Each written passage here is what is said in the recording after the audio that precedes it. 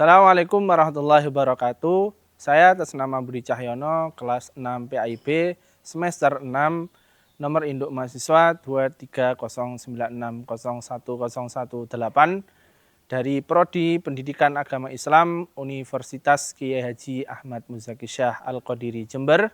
Di sini saya akan melaksanakan tugas praktek mengajar di kelas 7 SMP. Sebagaimana tugas ini saya laksanakan untuk memenuhi tugas dari dosen pengampu mata kuliah Micro Teaching semester 6 kelas 6 PAIB. Bismillahirrahmanirrahim. Assalamualaikum warahmatullahi wabarakatuh.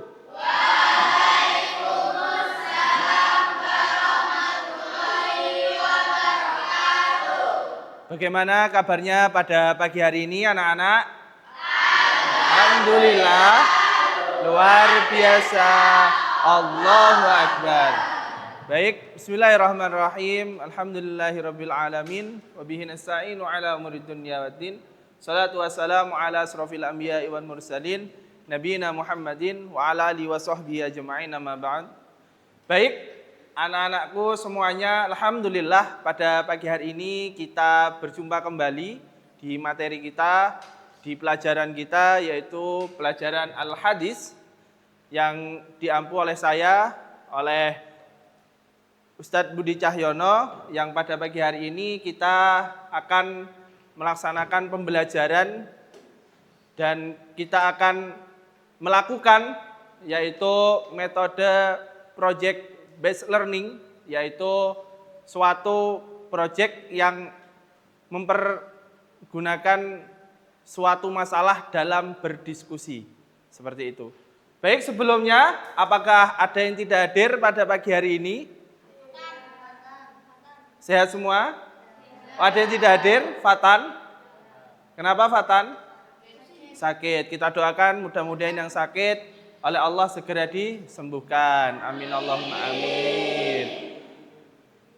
Sebelum kita mulai, mari kita awali kegiatan pada pagi hari ini dengan berdoa yang akan dipimpin oleh ketua kelas. Kepada ketua kelas, silakan bisa dipimpin untuk berdoa.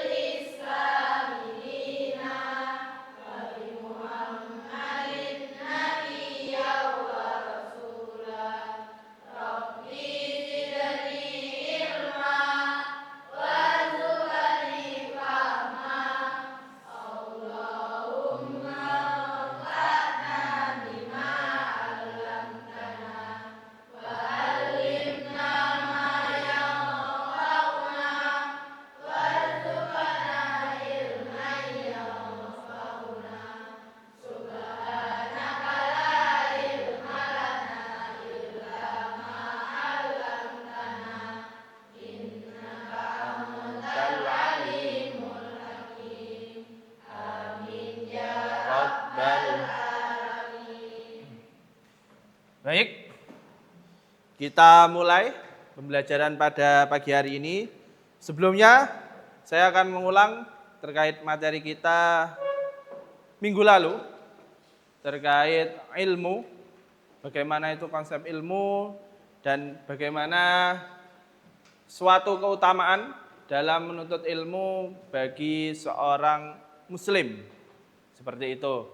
Bisa kita perhatikan di proyektor kita, yaitu materi pada pagi hari ini adalah hadis mengenai keutamaan menuntut ilmu bagi seorang muslim.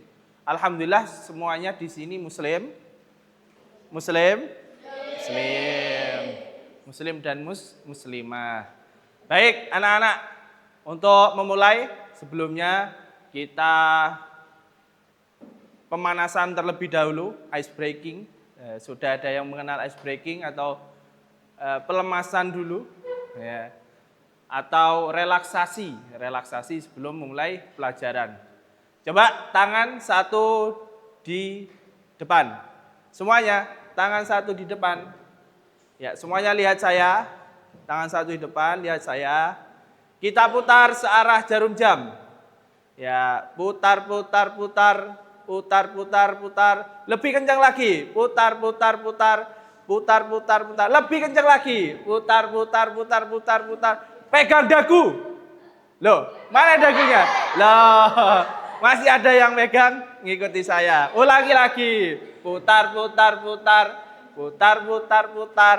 Putar, putar, putar. Putar, putar, putar. Pegang mata. Ayo mata. Oh. Kasih aplaus untuk kita semuanya. Baik, sudah fokus, sudah ice breaking, maka pembelajaran pada pagi hari ini harus sudah semangat. Baik, saya mulai.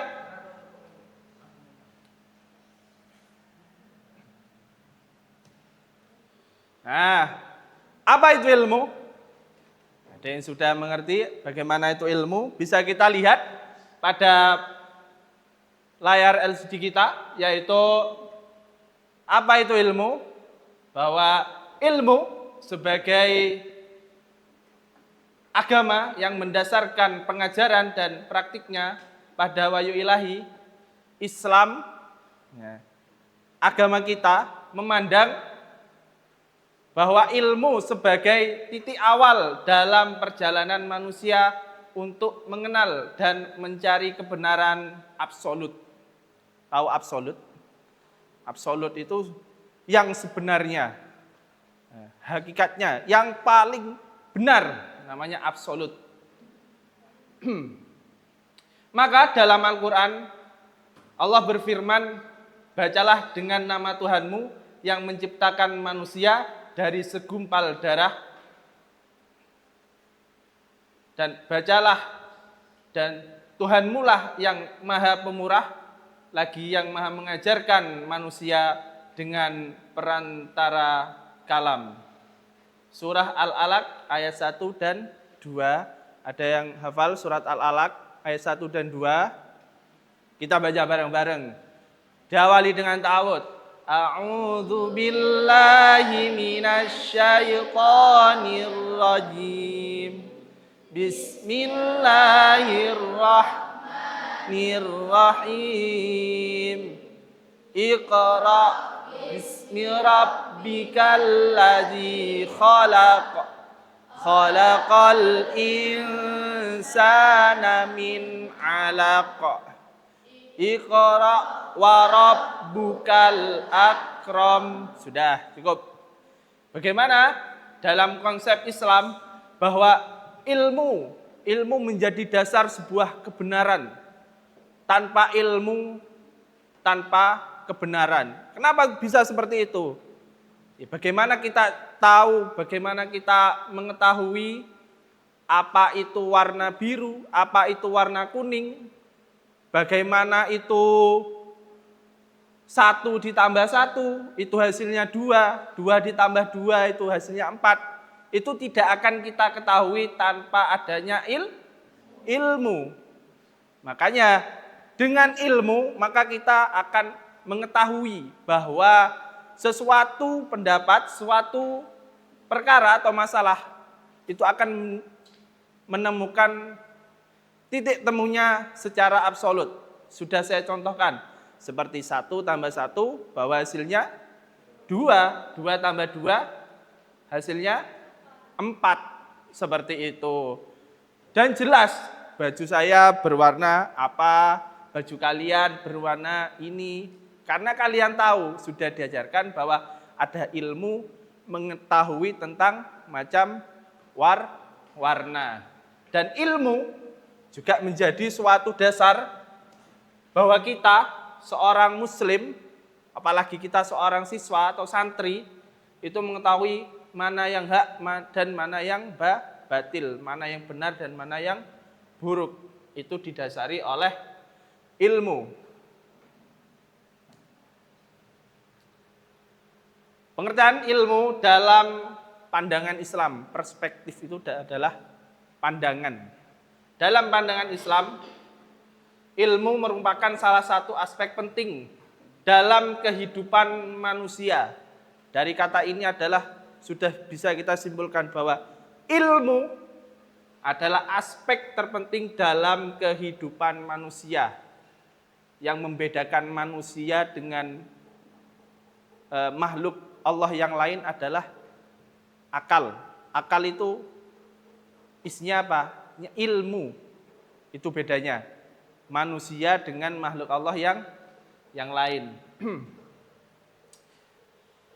Dalam perspektif Islam, ilmu memiliki makna yang sangat mendalam dan meliputi segala jenis pengetahuan yang diperoleh melalui proses pengamatan dan penelitian yang objektif.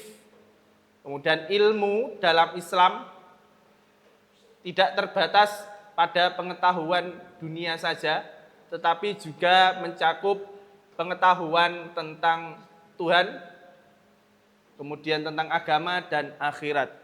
Dalam Islam, kita menuntut ilmu, kita mencari ilmu, tidak hanya dituntut ataupun tidak hanya diperintahkan untuk nyari ilmu akhirat saja. Contoh, kalian yang mondok hanya dituntut untuk mengaji saja, hanya dituntut untuk berzikir saja, tidak seperti itu. Jadi ilmu dalam perspektif Islam itu mengajarkan bahwa ilmu dunia dan akhirat itu harus kita tempuh. Contohnya seperti ini, kita belajar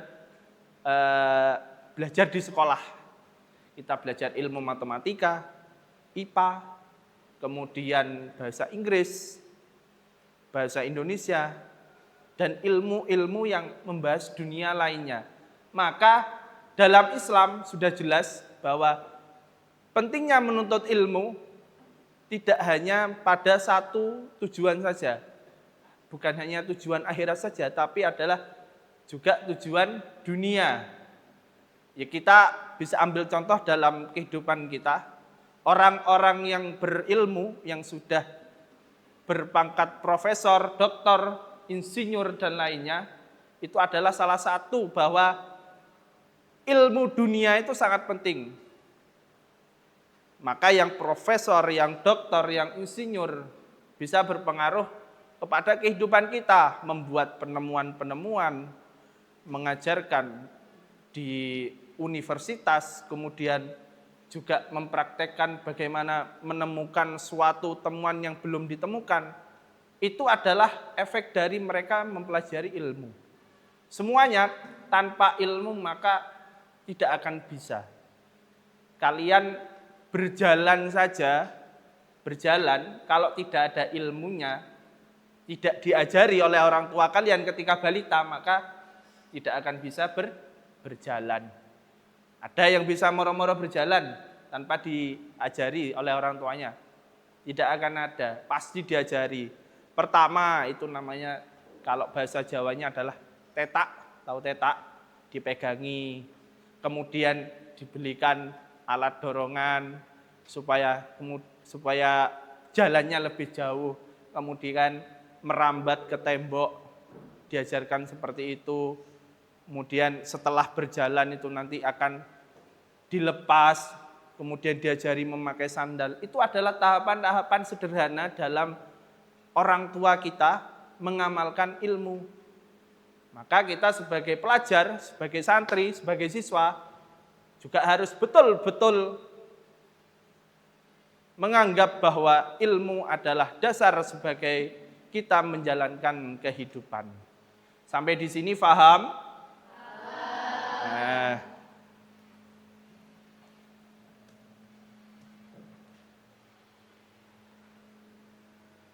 Dalam dalil hadis, ya, ini adalah dalil hadis yang memperkuat bagaimana pentingnya ilmu bagi kita sebagai seorang muslim. Man salaka tariqan yaltamisu fihi ilman sahalallahu lahu bihi tariqan ilal jannah.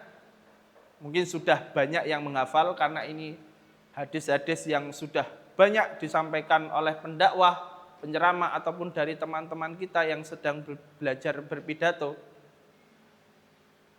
Barang siapa menempuh jalan untuk mencari ilmu, maka Allah akan memudahkan baginya jalan menuju surga.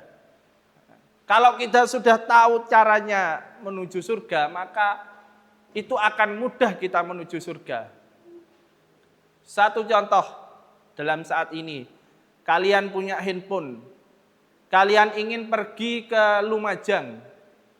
Contoh ya, pergi ke Lumajang. Di HP itu kan sudah ada Google Map. Tapi kalau kalian tidak tahu pakai ilmu Google Map, apa bisa nyampe ini? Tidak akan bisa nyampe. Padahal cuma dekat Lumajang, ambil contoh kabupaten sebelah kita. Maka tidak akan bisa.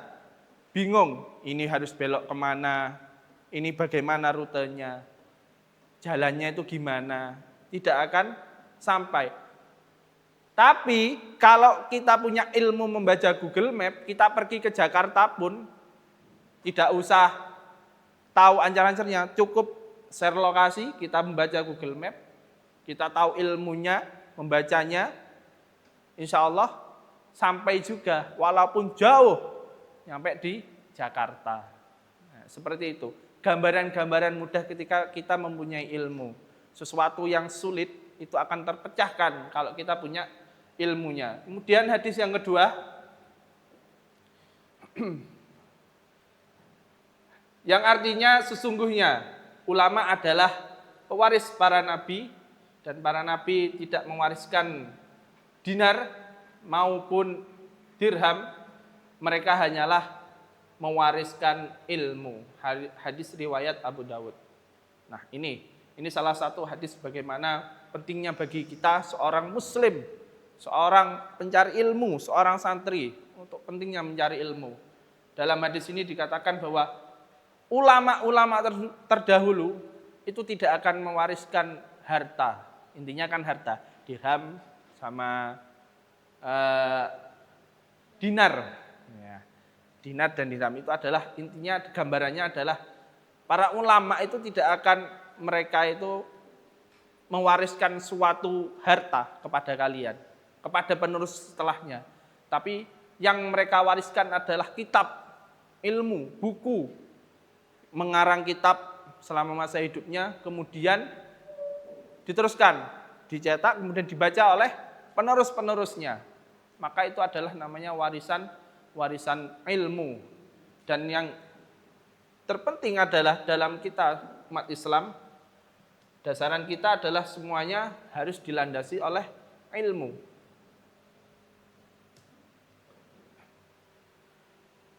Menurut Al-Quran, keutamaan menuntut ilmu adalah, ini mungkin sudah ada yang hafal, juz 28 ya, surat Al-Mujadalah. Ya ayyuhalladzina amanu idza qila lakum tafassahu fil majalisi fafsahu yafsahillahu lakum wa idza qila unshuzu fansuzu yarfa'illahu alladzina amanu minkum walladzina utul ilma darajat wallahu bima ta'maluna khabir. Nah, ini sering dibaca oleh qori-qori ketika ada acara pertemuan-pertemuan di kampus ataupun di universitas yang besar. Biasanya qori'nya adalah membaca ayat ini. Kenapa? Ini artinya, wahai orang-orang yang beriman, apabila dikatakan kepadamu, berilah kelapangan di dalam majelis-majelis, lapangkanlah, niscaya Allah akan memberi kelapangan untukmu. Dan apabila dikatakan berdirilah kamu, maka berdirilah, maka Allah niscaya akan mengangkat orang-orang yang beriman di antaramu dan orang-orang yang diberi ilmu beberapa derajat.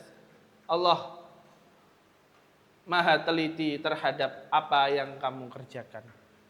Nah, ini adalah bagaimana dalil Al-Quran menjelaskan pentingnya ilmu. Di sini dijelaskan bahwa ketika kamu diperintahkan untuk menghadiri majelis-majelis ilmu, maka kerjakanlah. Ketika kamu ditugaskan untuk menjaga kelapangan ilmumu, maka berdirilah atau dikerjakan. Dan kemudian bagi orang-orang yang beriman di antaramu dan orang-orang yang diberi ilmu beberapa derajat. Dalam artiannya, maka orang-orang yang senantiasa menuntut ilmu, maka Allah akan menaikkan derajatnya lebih tinggi dari orang yang lain atau orang yang enggan menuntut ilmu. Seperti itu. Ya contohnya adalah dalam kehidupan kita ketika kita melihat orang yang sudah antara tamatan SMP dengan tamatan SMA, maka kita akan melihat lebih tinggi mana dalam menyikapi masalah. Kemudian antara SMA dengan kuliah S1, itu maka akan berbeda menanggapi suatu ilmu itu tadi. Apalagi yang S1 dengan profesor, maka beda lagi cara mereka menyelesaikan masalah. Karena itu adalah bukti dari Allah menaikkan derajat mereka melalui ilmu. Seperti itu. Faham sampai di sini? Ya. Baik.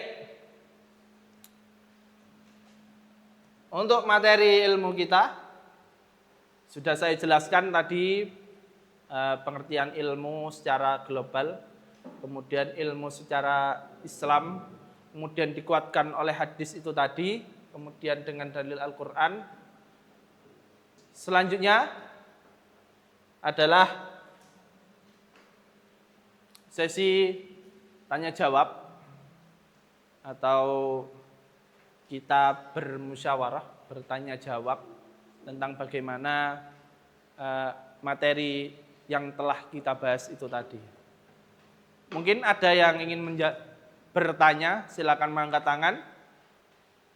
Dari kelompok 1. Ya, bagus. Atas nama siapa? Rafael. Ya. Bagaimana pertanyaannya, Rafael? Kami sering mendengar bahwa mengapa orang yang berilmu disebut sebagai pewaris para nabi. Ya. Pertanyaan dari Rafael, kenapa orang yang berilmu itu disebut pewaris dari nabi? Oke, saya tampung. Mungkin ada yang bertanya lagi? Silakan angkat tangan. Ya, dari kelompok 4. Silakan bertanya, atas nama siapa? Safa. Bagaimana pertanyaannya?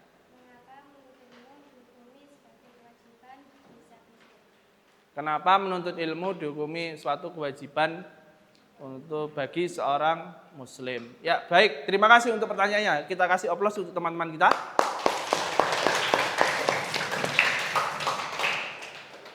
Baik sekali. Pertanyaan pertama dari saudara Rafael tentang kenapa orang yang menuntut ilmu itu disebut pewaris Nabi. Nah, kita lihat tadi dari slide kita. Nah, kenapa orang yang berilmu itu disebutkan bahwa dia sebagai pewaris Nabi? Ada salah satu hadis juga, namanya ini, al-ulama warasatul anbiya, bahwa ulama, orang yang berilmu, faham ilmu, namanya ulama itu adalah orang yang faham tentang bagaimana ilmu, tentang bagaimana suatu ilmu itu. Warasatul anbiya, menjadi pewaris Nabi. Kenapa seperti itu? Karena dijelaskan bahwa salah satu bertahannya agama kita, agama Islam, itu adalah tidak berubahnya ilmu, tidak berkurangnya ilmu. Jadi dari zamannya Nabi, para sahabat, kemudian terus sampai ulama, sampai saat ini, sampai kepada kalian, ilmunya itu akan tetap, bahkan bisa berkembang, tidak berkurang. Contoh, dari zamannya Nabi, huruf alif itu ya tetap alif. Nggak kira alif itu nanti kita 100 tahun lagi alif itu jadi miring gini. Tidak akan mungkin. Ya alif itu adalah seperti itu bentuknya. Kemudian ba. Ya seperti itu contohnya. Tidak akan ba itu nanti terbalik gitu, titiknya di atas. Ya. Karena itu adalah salah satu bertahannya ilmu dari guru-guru kita. Dulu kalian diajari guru sama orang tua, kemudian diajari guru ngaji. Hurufnya sama kan? Tidak berbeda dan tidak ditambahi. Contoh lagi dalam gerakan sholat. Walaupun banyak perbedaan, tapi semuanya itu sama. Sholatnya adalah kalau subuh itu 2 rakaat, kalau zuhur itu 4 rakaat, kalau asar 4 rakaat, kalau maghrib 3 rakaat. Enggak mungkin di Indonesia sama di Arab berbeda. Di Indonesia dingin kalau subuh, jadi sholatnya subuh 1 rakaat. Tidak ada ulama yang mengajarkan seperti itu. Kalau di Arab, kalau zuhur panas, sholatnya dikurangi jadi 2 rakaat. Tidak ada seperti itu. Maka ulama yang mempertahankan ilmunya Nabi. Kenapa orang yang berilmu itu menjadi pewaris Nabi. Seperti itu. Jawaban dari teman kita dari kelompok 1 mengenai kenapa orang yang berilmu itu menjadi pewaris Nabi. Karena memang orang yang berilmu itu mencontoh ajarannya Nabi. Ya. Pertanyaan kedua terkait bagaimana tadi pertanyaannya? Ya, mengapa ilmu dihukumi suatu kewajiban bagi seorang muslim? Ada hadis juga selain hadis ini. Mungkin kalian sudah sering mendengar tentang hadis yang sering kita pelajari. Thalabul ilmi fardhatun ala kulli muslim wal muslimat. Bahwa menuntut ilmu itu adalah wajib bagi seorang muslim dan muslimah, perempuan dan laki-laki. Kalau di luar perempuan dan laki-laki, nah itu saya tidak tahu. Selama ini belum ada perkembangan gender yang saya ketahui. Selama saya hidup, gender itu hanya ada 2. Mulai zamannya Nabi, gender itu hanya ada 2, laki-laki dan perempuan. Kalau ada yang setengah-setengah, Ustadz, kalau kayak seperti ini, nah itu wallahu alam. Itu bagian dari kaumnya Nabi siapa itu? Ada yang tahu? Kaum Sodom, Nabi Lut. Nah, itu sudah diceritakan dulu, dikisahkan bahwa ada kaum seperti itu. Baik, kita kembali pertanyaan. Tadi sudah saya jawab tentang keutamaan atau kewajiban menuntut ilmu bagi seorang muslim itu adalah berdasarkan dari dalil hadis tadi, talabul ilmi fardhatun ala kulli muslim wal muslimat. Bagi seorang muslim hukumnya wajib menuntut ilmu. Ada juga menuntut ilmu ilal lahdi. Gimana itu? Minal mahdi. Ya, dari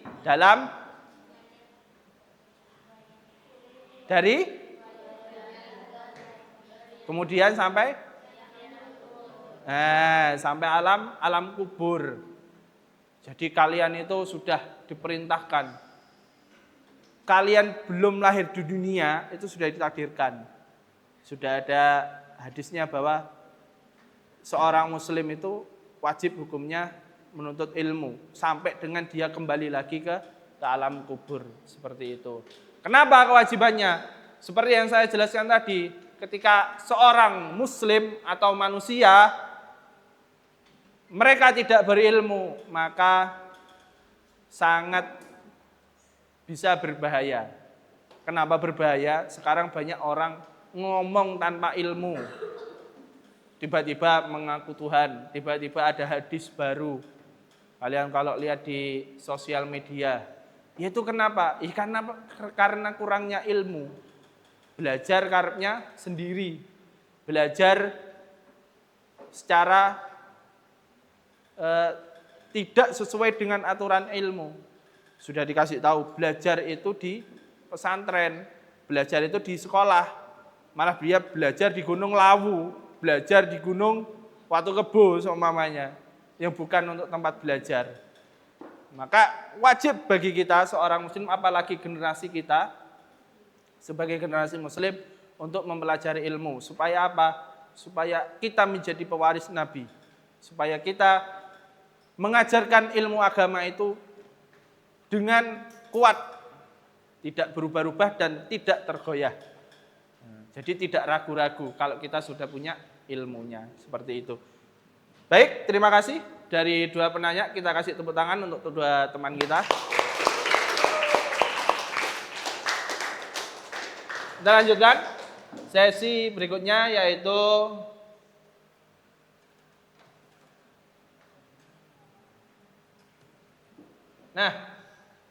silakan dilihat di layar. Kita ada tugas untuk saya berikan kepada kalian untuk mengukur sejauh mana kalian memahami mata pelajaran saya pada pagi hari ini. Silakan dibaca. Tugas hari ini adalah masing-masing kelompok buatlah argumen atau pendapat dengan kelompok Anda terhadap bagaimana ilmu sangat penting bagi seorang santri atau siswa pada era digital, dan berikan contohnya. Silakan mencari, ya, silakan dicari contohnya bagaimana berdiskusi dengan temannya, bagaimana itu suatu ilmu dapat berpengaruh sangat penting terhadap seorang santri seperti kalian ini. Ya, silakan berdiskusi dulu dengan temannya.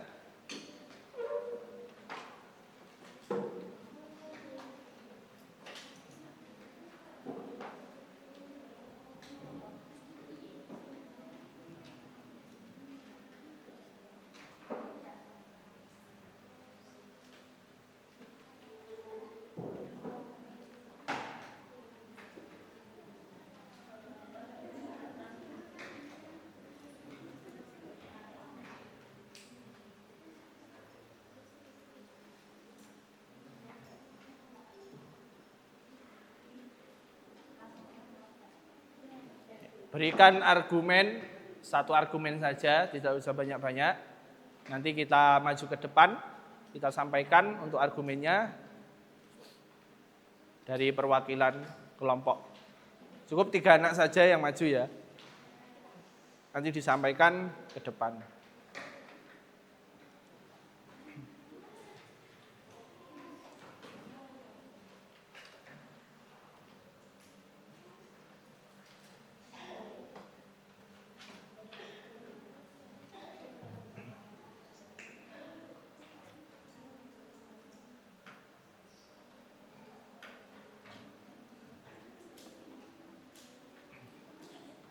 Ya, baik. Sudah?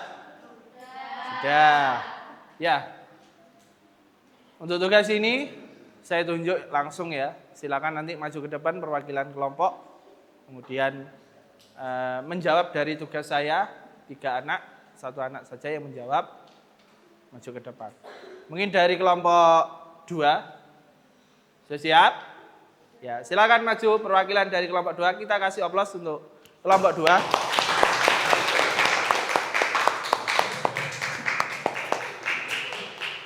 Silakan maju untuk kelompok 2, berdiri di sini, ke depan.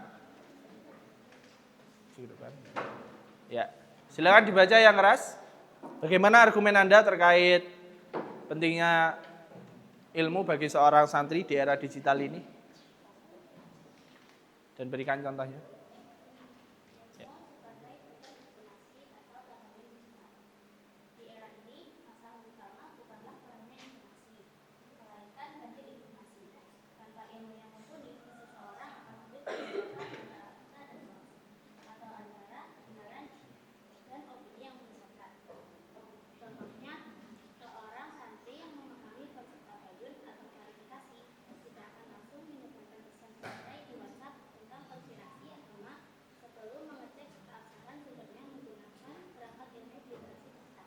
Ya, baik. Terima kasih. Kita kasih tepuk tangan untuk kelompok 2. Silakan duduk kembali. Saya tangkap inti dari argumen kelompok 2 adalah bagaimana ilmu itu memahami konsep tabayun atau tidak mudah menerima informasi secara mentah-mentah. Sekarang kan banyak, tiba-tiba ada berita.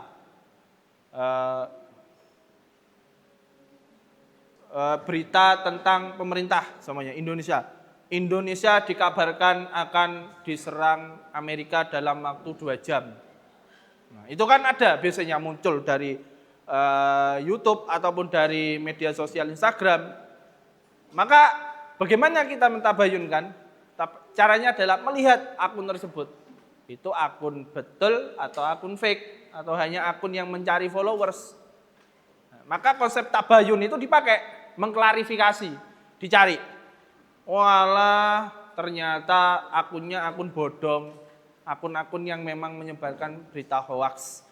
Maka kalau kita punya ilmunya tidak mudah percaya. Tapi kalau kita nggak punya ilmunya, tidak tahu bagaimana kondisi dunia ini. Bayangkan saja Amerika perjalanan ke Indonesia itu butuh waktu 12 jam. Naik pesawat itu lama Mas Ian. Kok ini mau 2 jam? Kan tidak mungkin. Paling tidak adalah waktunya 2 hari. Itu kalau kita paham seperti itu. Sama dengan ilmu-ilmu dalam kondisi saat ini di era digital. Itu tadi kan di era digital dalam menerima informasi. Tiba-tiba ada orang mengaku bertemu dengan malaikat, bertemu dengan nabi, bertemu dengan Tuhan, namanya bertemu dengan Allah. Secara logika, secara ilmu, mungkin atau tidak? Dia kan secara tidak langsung mengaku nabi. Maka kalau kita punya ilmunya, mentabayunkan bahwa jelas Nabi Muhammad adalah nabi terakhir. Tidak ada nabi setelah itu. Tapi kalau orang tidak tahu ini, ya percaya-percaya saja. Iya, ini nabi. Enak ikut ini. Sholatnya 1 kali sehari. Cuma duduk, diem. Kalau kita tidak punya ilmunya. Tapi kalau kita punya ilmunya, wong nabi terakhir itu Nabi Muhammad, kok ada nabi lagi? Bagaimana ini? Maka yang harus kita pakai dari argumen kelompok 2, itu adalah bagaimana kita mentabayunkan suatu informasi dalam kondisi saat ini, di era digital yang sangat dahsyat. Informasi itu sangat cepat, 2 menit aja sudah kesebar ke seluruh dunia. Maka kita harus mentabayun atau mengklarifikasi informasi tersebut. Kasih tepuk tangan untuk kelompok 2. Selanjutnya saya tunjuk dari kelompok 3. Siap? Ya, silakan maju untuk kelompok 3 menyampaikan argumen diskusi Anda terkait permasalahan yang saya berikan. Silakan maju.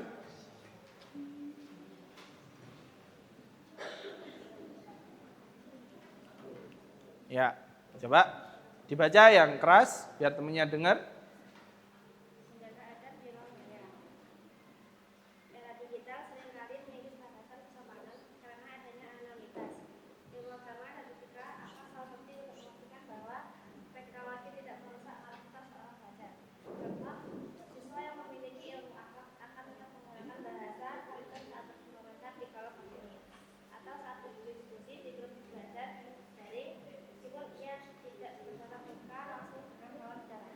Ya, baik, kasih tepuk tangan untuk kelompok 3. Silakan kembali ke tempat duduknya. Baik, saya tangkap dari argumen kelompok 3 terkait bagaimana seorang santri atau siswa untuk menjaga ilmu adabnya, ilmu akhlaknya dalam menyampaikan suatu pendapat di halayak umum. Kalau dulu kita berkomentar dengan mulut, kalau sekarang dengan jari. Ngobrol aja dengan jari kita. Tidak usah dengan mulut di era digital ini. Contoh, banyak sekarang pendapat-pendapat netizen, kalau kita sebutnya netizen, itu yang berkomentar seenaknya, berkomentar semaunya, tanpa memikirkan orang yang dikomentari. Itu adalah salah satu gambaran terhadap minimnya ilmu di situ. Maka kita sebagai seorang siswa harus menjaga tersebut. Nyambung dari pendapat dari argumen 2. Setelah kita klarifikasi, kalau berita itu tidak benar ya sudah. Tidak usah diteruskan.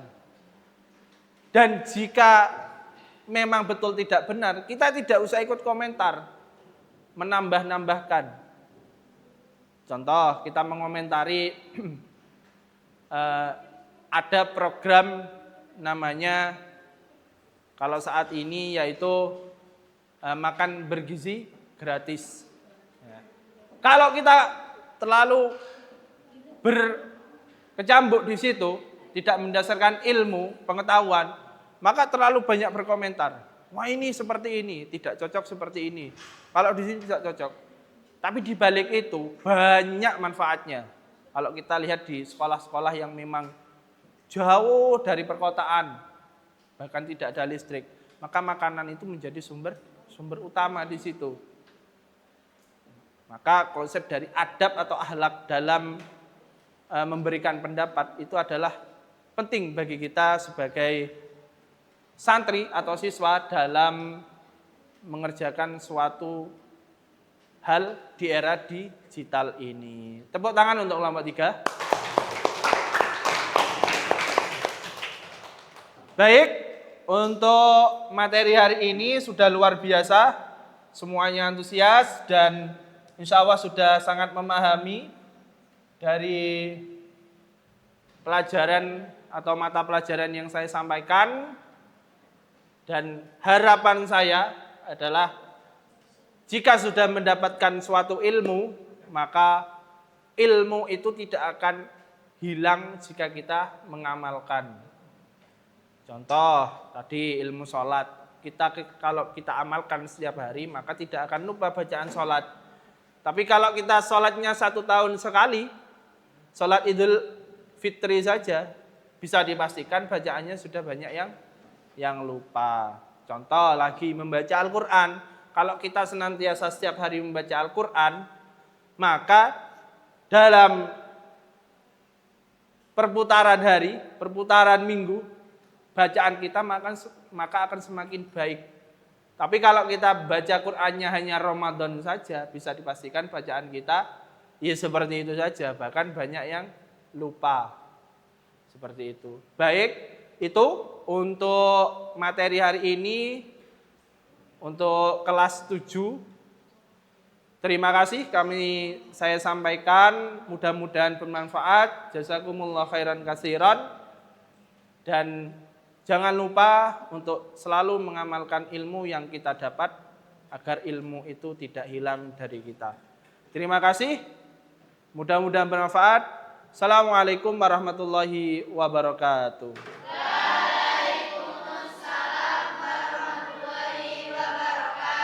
Tepuk tangan untuk kita semua.